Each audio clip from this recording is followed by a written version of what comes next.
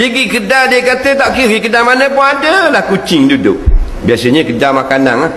Kucing dia berakhir duduk di kedai makanan. Jarang kucing duduk kedai spare part. Tidak ada suatu binatang pun yang ada perut kita beri makan kepada dia, dia adalah sedekah. Dan sedekah itu memanjangkan umur, memurahkan rezeki. Kucing kita mari kita makan, mesti kucing dia mari kat kaki. Tahu dah tak dia kita makan nasi lemak, batu dia mari kat kaki. Nak, batu kalau orang tengah welding ada kucing gigi gesek. Bah, welding si bah. Ada.